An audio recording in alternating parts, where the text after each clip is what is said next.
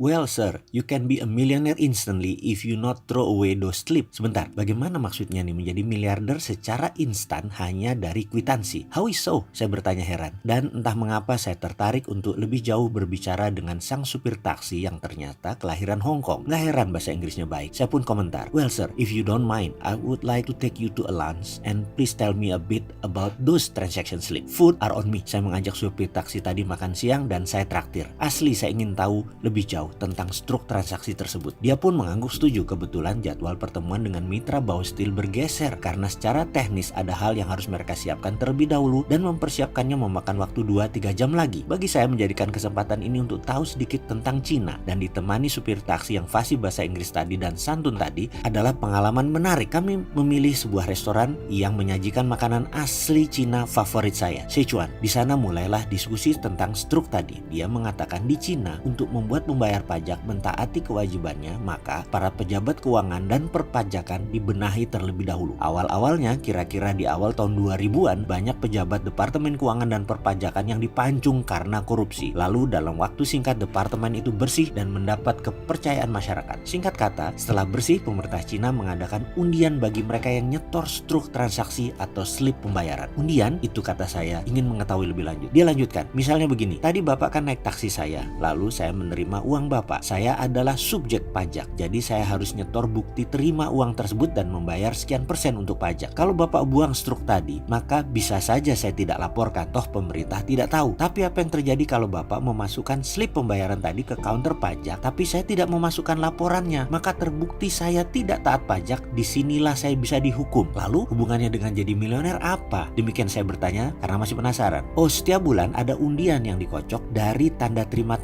pembayaran yang dimasukkan oleh para penjual ataupun pembeli. Jika nama Anda keluar, pastinya Anda akan mendapat hadiah. Ada yang kecil senilai transaksi, ada juga yang besar mendapatkan rumah bahkan. Itu yang saya katakan bisa jadi milioner. Setiap Anda dapat struk, tulis nama lengkap Anda di belakang struk dan nomor telepon. Itu nanti nomor kontak Anda. Coba nanti Anda bayar makanan kita ini dan Anda tidak ambil struknya. Pasti pelayan pada berebut dan bertanya kepada Anda, apakah struk ini Anda perlukan atau tidak. Kalau Anda mengatakan tidak butuh, maka dia pasti ambil dan dia masukkan ke loket pajak atas nama dan nomor kontak dia, sehingga kemungkinan dia mendapatkan hadiah pajak. Di sini kepala saya membayangkan hal tersebut kalau terjadi di Indonesia. Misalnya lagi makan di restoran, lalu bilnya mengatakan Rp150.000, ditambah 10% pajak jadi Rp165.000. Tahu dari mana kalau mereka pengusaha tersebut menyetorkan pajak? Negara atau kita sulit membuktikannya. Namun kalau pakai cara di Cina ini pasti ketahuan, karena jika mereka tidak melaporkan, sang pelanggan yang melaporkan. Pas diundi keluar struknya, ternyata struk itu tidak dilaporkan, ambiar datu bisnis, disegel pemerintah. Di sisi negara, pasti negara diuntungkan dapat pajak karena semua pihak melaporkan. Rakyat juga diuntungkan, rakyat dapat undian, bahkan pengusahanya pun ternyata ada bonus ekstra dengan pengurangan pajak jika struknya keluar, bonus kejujuran. Coba pemerintah Indonesia mau meniru pemerintah Cina, pasti masalah bangsa ini sedikit terbantu. Sekarang di Cina sudah tidak diterapkan lagi hadiah tadi, tapi kebiasaan rakyatnya sudah terbangun untuk jujur untuk pajak. Selamat belajar hingga ke negeri Cina.